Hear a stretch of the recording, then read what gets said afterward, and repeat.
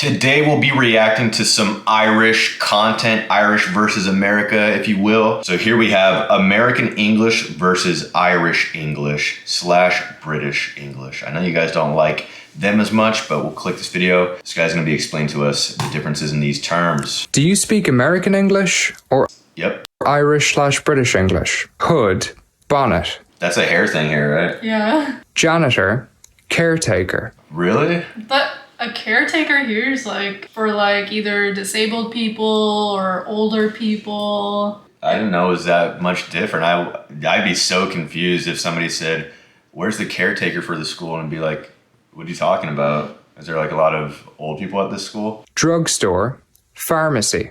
That's pretty interchangeable here. The Walgreens next to us, that's our drugstore, pharmacy, it's used interchangeably. Although what do you think more people would say here, drugstore or pharmacy? I feel like everyone says pharmacy. Especially if you're being like a little more correct about it, like I need to get my medication from the pharmacy. Car wreck, car crash.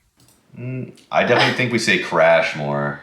I say car crash. Yeah. I don't think I've ever said car wreck. It sounds way more proper. It sounds more like shipwreck. Vacation, Holiday. holiday. I'm sure you guys know that one here, but yeah, holiday for us is like an actual event in the year, like July 4th, 4th of July. That's a holiday. People might take a vacation to another state. So take a holiday on a holiday. How to pronounce words. America versus Ireland. Vitamins. Vitamins. Privacy. What? Is that guy rage baiting? Privacy. Alcoholic. Ho ho ho, good because he's Irish. We say privacy. Yeah, we do say privacy. No one says privacy or privet. I've never heard that. Here's some things the Irish say different to Americans. Obviously, we're right and you're wrong. So first of all, what is this activity called? It's horse riding, not horseback riding. I was about to say horseback riding, but he was too fast. I thought he was going to say something completely different, though. Obviously, you're going to sit on its fucking back. Where else would you sit? Why do you need to specify this? Next question, what is this a tin of? Americans would say Tuna fish. This is highly incorrect. It's pronounced tuna. I said tuna, not tuna. Tuna, yeah. But I didn't say tuna fish. E followed by a U is pronounced ch. Why do I keep hearing Americans call these eyeglasses? Where else have people been trying to put them? It's pronounced glasses. I was gonna say glasses. Yeah, he's not completely wrong. I have heard people say that, but a lot of people don't say it that way too. Like, not everybody says eyeglasses. Really, the only thing we specify is reading glasses, which I'm sure you guys do too. Also, we use the same word for this, but I think we pronounce it a little bit cuter. So Americans would say a film, and in Ireland we say film. You just add Is that real? Film? Is that real? Imagine my surprise coming to the gas stations here in Ireland being like, what do I do? Where do I put my credit card? I walk in the station, they're like, oh, you fill your gas tank first and then you pay.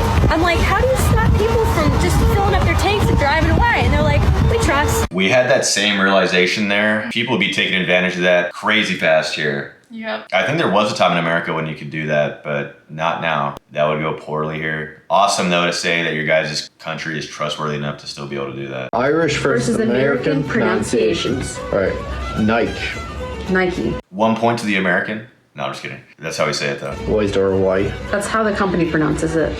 Okay. It's literally how the company pronounces That's a good point. Next one. This is important.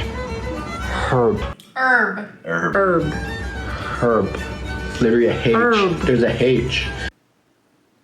That's not what we say either. There's a what? A H. I do get that, though. Look, it kind of makes sense that you would want to pronounce it how the letter is said. It's H. It's There's no H before the H. Car. Get in the car.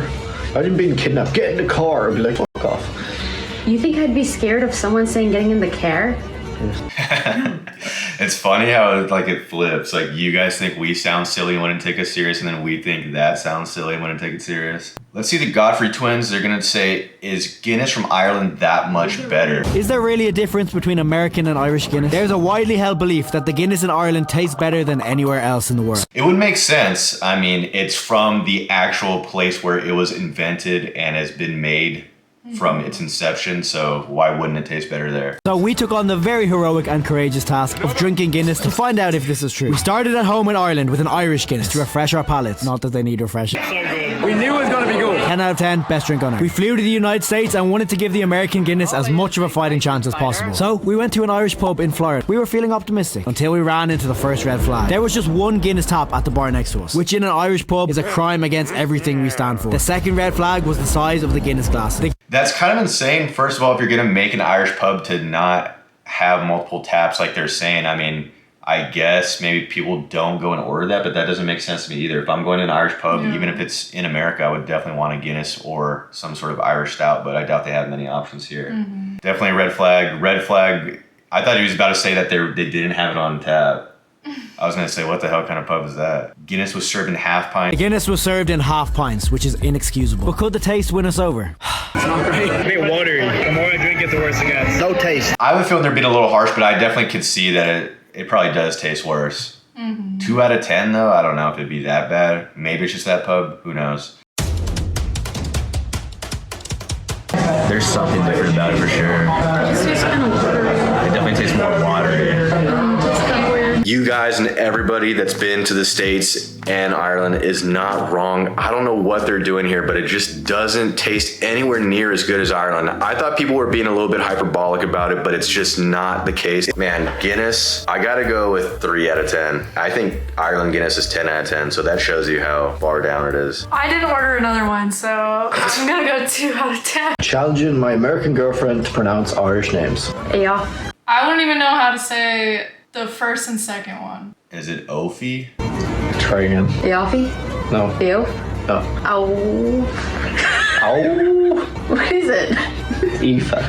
Oh, I was totally off too. Kami. I'm lost on this one. There's too many letters in this word, or in this name. Is it Cami? I have no idea. Kaomi. Kaomi, no. Kami. No. Kumi. Well, I give you like the start. Quima. Close. Queemy. Quiva. Quiva? That sounds like almost like in New York and saying quiver. Kyra. Not a million miles off. Kiara? Kiara, no. Kyra. No. Iara. I have a guess, but I know it's gonna be completely wrong. What? Because I feel like most people would pronounce it like Ciara or Sierra. Yeah, here, but I don't think they do the C like an S there. Kiara. Kiara? Kira. Challenging my American girlfriend. Was it Kira? I guess it was Kira. For most people, you would definitely write that with the Kiera. What's the crack? Crack? No, I don't have any crack. I was looking for some directions. Prior to going over there and learning that phrase, it would still sound really off here. Definitely don't go up to somebody in the States and ask them what the crack is. If they're a drug dealer, they'll probably give you a price. If they're not, they'll look at you weird. Okay, where are you going? I'm looking to go to Yogle. Hot? Hot? No, I'm not hot. I'm looking for directions. What? By the sea? By the seaside town? Yogle? Seaside town. Oh, fuck, you mean y'all, is it? Oh, right, okay. Can I get to Cobb from there? Is there a way that I could go to Cobb? Oh! Yeah, we learned that one. Sailed from. Oh, right, the Titanic. Oh, Lord, you mean Cove, is it? Thank you for that. Well, as they say in Ireland, Pogue Mahone. You didn't explain that one. I don't know what that is, but luckily we didn't say that. I thought he was going to say top of the morning, too. I know Irish people hate that. Ireland versus USA. Different names for different items. For items. Ireland versus Or for the same item, sorry. called sweets in the US. Candy. Rubbish. Garbage, yeah? Or trash, we would say. I think trash a little more. We would call that saran wrap. Cling film? I still don't know what a press is.